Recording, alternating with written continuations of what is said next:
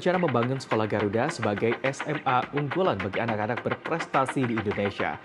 Rencana pembangunan SMA Unggul Garuda di lokasi kawasan hutan tujuan khusus di Desa Binaus, Kecamatan Molo Tengah, Timur Tengah Selatan.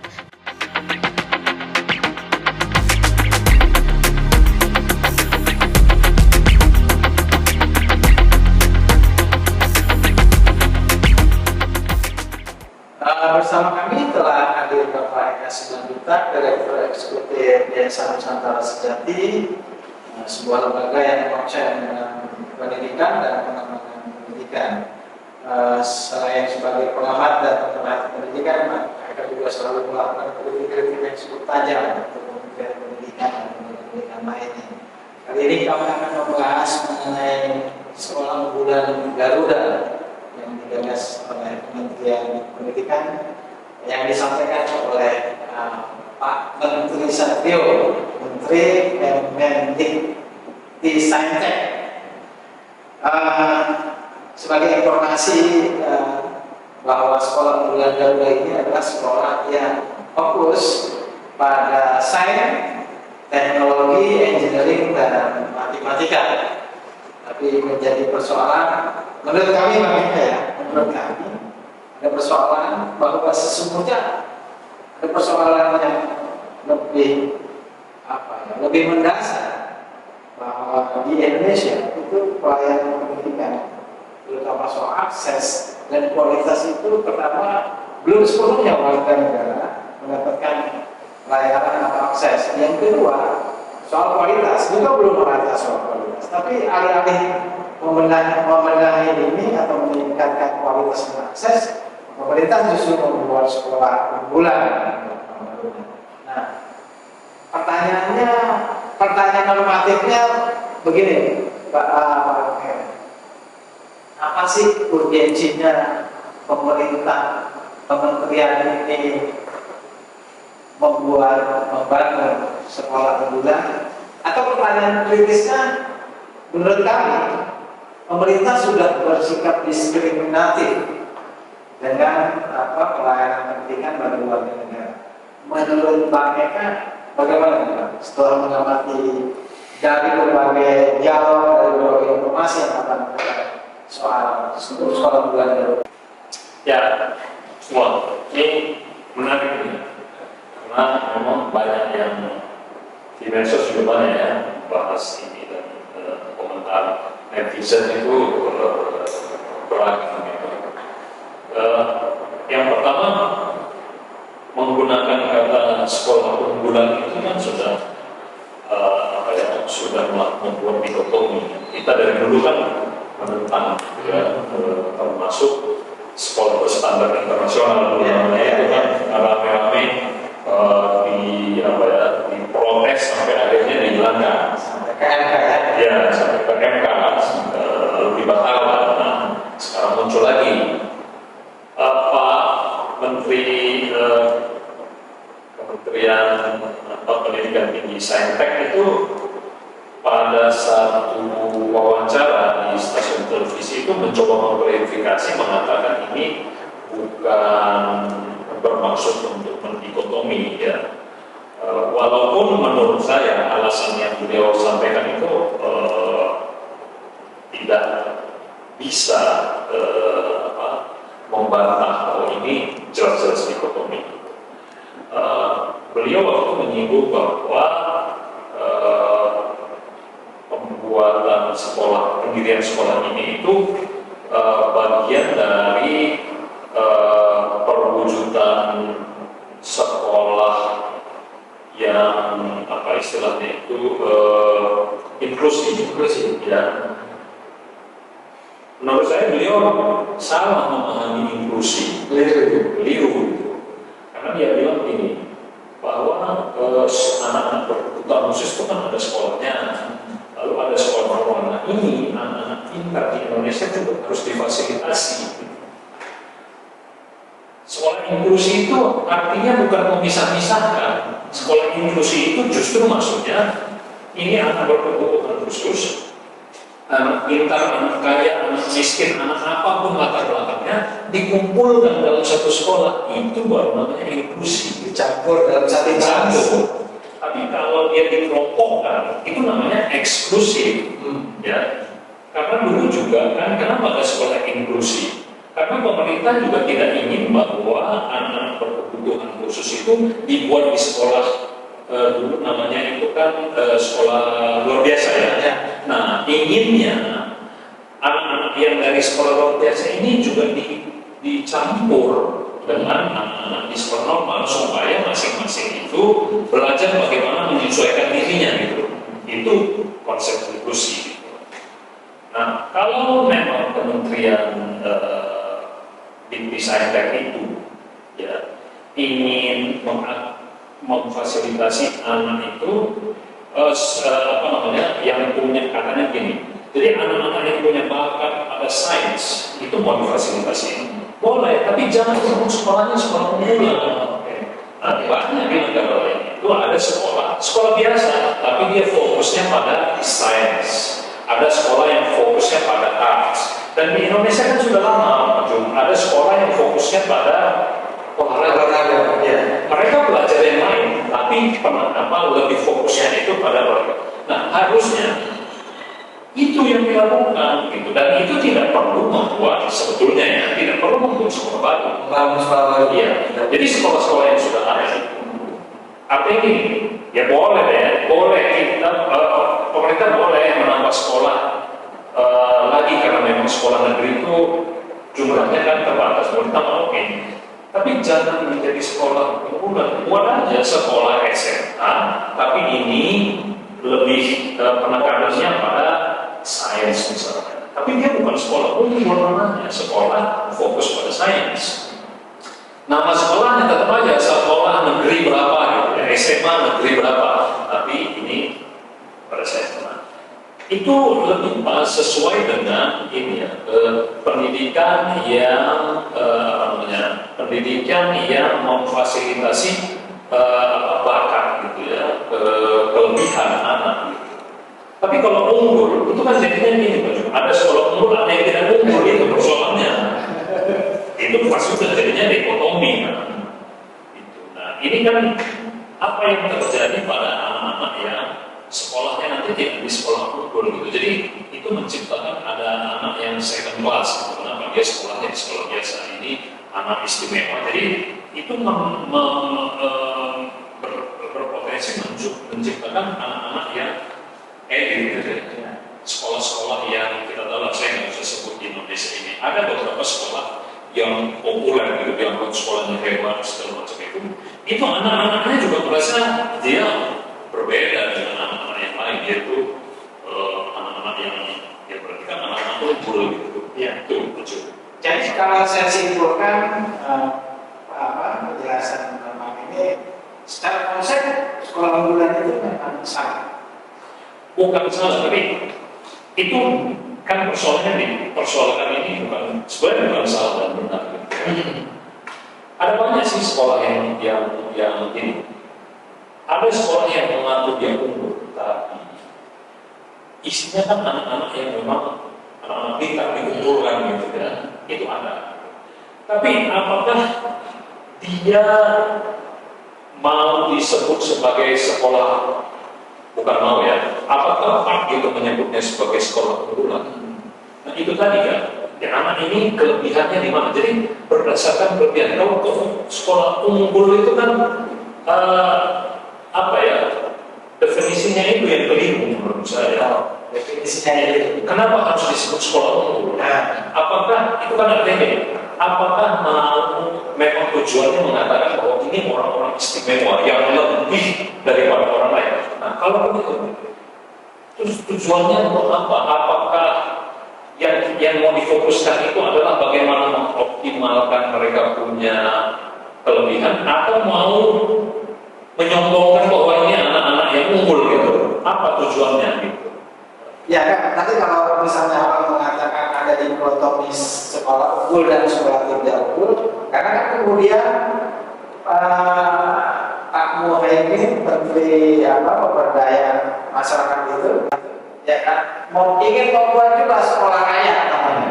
Ini kan mempertegas bahwa memang ada dikotomi kan. Saya kami katakan tadi bahwa pemerintah sudah bertindak diskriminatif karena ada sekolah unggul, sekolah rakyat.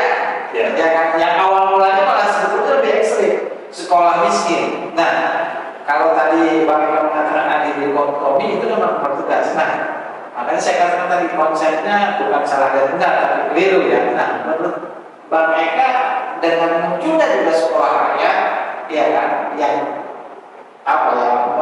menjadikan sekolah unggul, menurut apa? Gimana nih sebetulnya tindakan pemerintah menyelesaikan soal kualitas? Kan nggak jauh dari kualitas, kan? Karena orientasinya kan sekolah unggul itu untuk masuk perguruan tinggi ya. Ya, jadi itu lagi kan persoalan sekolah rakyat ini. Itu dulu awalnya disebut sekolah miskin. Ya. Nah, kan aneh ya. Emang sekolah miskin, sekolah kaya itu kan yang namanya sekolah ya sekolah. Jadi kan orang bertanya, apakah kalau sekolah rakyat itu belajarnya beda dengan sekolah unggul? Ya kan? Kan yang miskin itu siswanya, bukan sekolahnya. Jadi kalau begitu, apakah gini misalnya? Apakah anak miskin tidak boleh sekolah di sekolah yang uang sekolahnya mahal? Kan yang jadi persoalan kan mereka nggak sanggup bayar. Ya. Lalu kalau ada orang yang mampu membiayai, apa boleh? Apakah orang yang dari kelompok miskin itu harus dibuatkan sekolah sendiri? Ya, yang isinya adalah orang miskin semua, gitu. Kan? Nah, persoalan kita itu kan kalau ada anak-anak miskin, artinya mereka itu tidak punya uang, ya orang tuanya tidak punya uang untuk menyekolahkan dia, membayar uang sekolah di sekolah yang katakanlah sekolah yang bagus. Ini kan harusnya kan pemerintah sudah lakukan itu kan, cuma mungkin jumlahnya yang melalui dana-dana JBBIP itu kan harusnya. Nah, tapi persoalan kita selama ini misalnya yang kita advokasi itu cuma adalah jumlah sekolah negerinya kurang. Nah, sekolah swasta itu yang uang sekolahnya lebih mahal. Nah, sekarang kan yang kita usulkan kan, bagaimana caranya supaya anak-anak dari keluarga miskin ini juga bisa sekolah di sekolah swasta yang baik, bagus-bagus, kualitasnya bagus itu, ya. Bukan hanya asal swasta yang murah, tapi sekolah swasta yang bagus pasti mahal. Mereka bayar lah sekolahnya, harusnya seperti itu. Jadi bukan dibuat khusus sekolah miskin. Nah, kemudian berikutnya yang dipersoalkan itu adalah bagaimana supaya anak-anak ini bisa makannya, terus tempat tinggalnya baik. Ya itu. Jadi kalau itu masalahnya, nah tentu yang harusnya dibuat itu adalah asrama. Ya, sekolah bersama. Akhirnya kan itu. Tapi ini pun bukan berarti dengan itu solusi yang mudah aja membuat asrama. Karena masalah asrama ini kan kalau dari hasil penelitian itu kalau anaknya masih terlalu muda usianya itu tidak baik kalau dia tinggal di asrama, ya. Misalnya anak SD di mana dia masih harus punya hubungan emosional dengan orang tuanya gitu. Itu nggak bisa juga ditaruh di asrama karena pengalaman kita mengevaluasi ada satu sekolah asrama ya di satu wilayah, saya nggak sebut tempatnya. Itu kita lihat bahwa anak-anak itu mengalami masalah psikologis itu ketika mereka itu rindu dengan orang tuanya gitu ya. Nah ini persoalan yang tidak bisa misalnya ya udah lama-lama dia terbiasa gitu. Itu juga bisa. Itu akhirnya berpengaruh pada kinerja akademiknya. Itu pengaruhnya. Jadi kalau saya ditanya kenapa pemerintah membuat ini curigaan saya. membenahi jumlah sekolah kita itu terlalu banyak. Kelihatannya ini kalau mau dibenahi semua butuh waktu ya, dan tidak mudah. Nah, ini sepertinya beberapa menteri di bawahnya Pak Presiden Prabowo ini pengen hasil cepat kan, makanya saya sebenarnya agak setuju itu dengan 100 hari itu ya. Ya, jadi ini kan apa ya, kayak program-program percepatan yang gimana caranya dalam waktu 100 hari ya 100 hari itu ada sesuatu yang dikerjakan, dan kemudian nanti dalam waktu 5 tahun kelihatan hasilnya ya. Nah, makanya jumlahnya ini kan kalau sekolah kedua itu kalau tidak salah 40 gitu ya. 40, barangkali 20, dan 20 lagi yang sudah ada Ya, di ya. Nah, ini kan nanti seolah-olah kayak mau, tapi ini dugaan saya bisa dengan cepat ditunjukkan gitu, ini loh hasilnya gitu. Sementara kalau membenahi semua sekolah kan banyak sekali gitu. Tapi kritik abang soal apa namanya kebijakan sekolah unggulan dari sekolah raya ini, ya, kemudian apa namanya kritik abang, apa sih yang sebenarnya persoalan apa sebenarnya yang paling mendasar di negeri ini, di negara ini ya, terkait pendidikan sebenarnya. Jadi kritik apa sebenarnya? Ya, sebenarnya juga aneh kita dari dulu kan,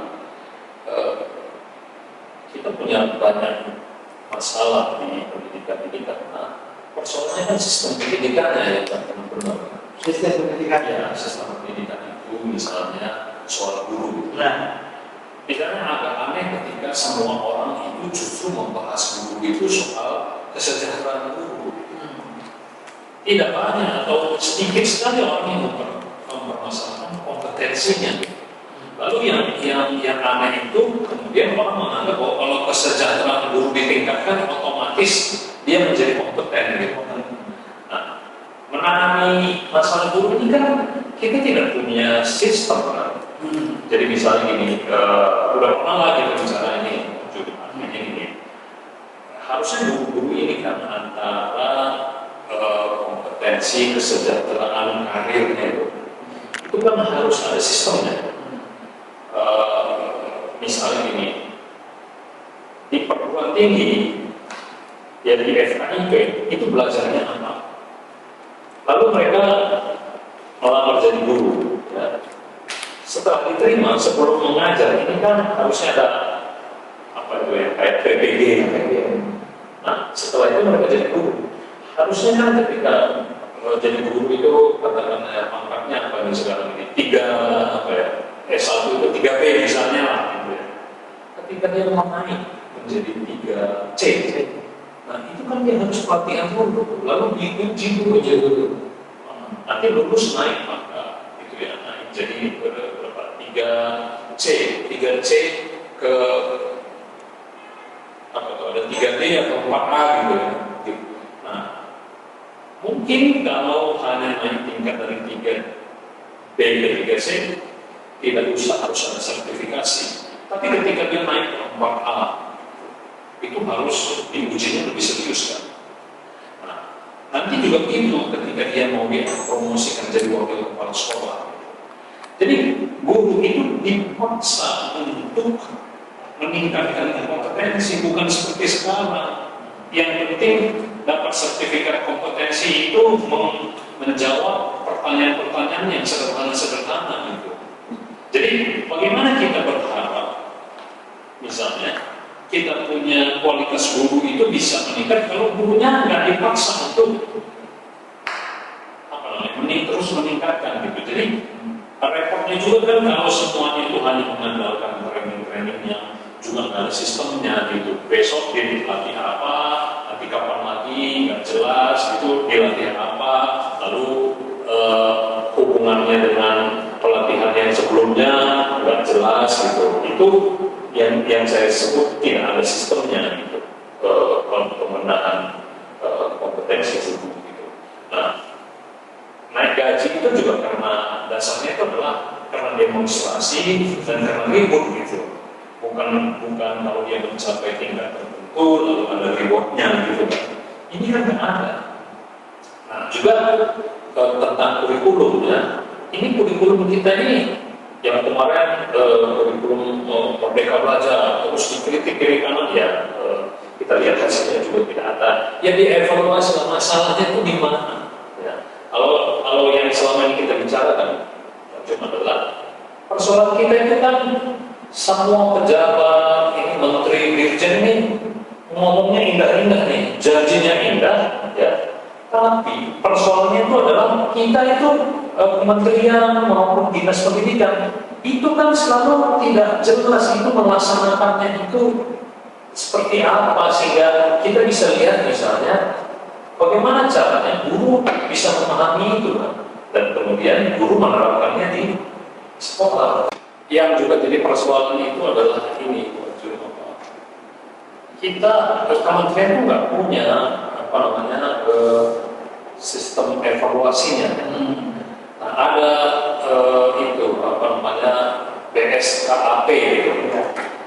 Tapi itu kan bagian internalnya kementerian yang kita tidak tahu apakah mereka itu bisa melakukan evaluasi secara objektif gitu ya. Nah harusnya kementerian ini bekerja sama gitu dengan pihak ketiga ya, yang memang punya pengalaman untuk melakukan evaluasi, misalnya kayak evaluasi kurikulum gitu ya. Memang ada sih beberapa lembaga penelitian ini yang konsultan penelitian. sama lembaga penelitian ini yang masalahnya adalah mereka itu melakukan evaluasi, tapi mereka itu adalah bagian dari Kemdikbud selama 5 tahun kemarin kan. Banyak terlibat lah. Tidak independen ya? Enggak independen dan bias ya. Misalnya mereka melakukan evaluasi terhadap UN misalnya. Kita tahu bahwa mereka itu dulu kan yang mendorong supaya UN dibatalkan. Nah kalau sekarang mereka mengevaluasi, ya pasti hasilnya kita tahu bahwa UN itu jelek gitu.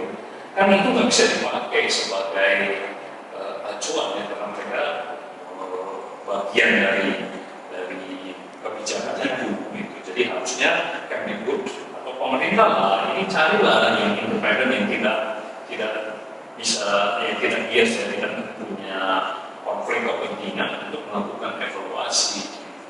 Saya sepakat Bang, soal kompetisi guru itu jadi bagian penting untuk pembenahan pendidikan kita. Menurut Abang kira-kira penting tidak atau Pak Presiden Prabowo ini mengetahui soal kompetisi guru kita yang memang saya katakan ya buruk lah.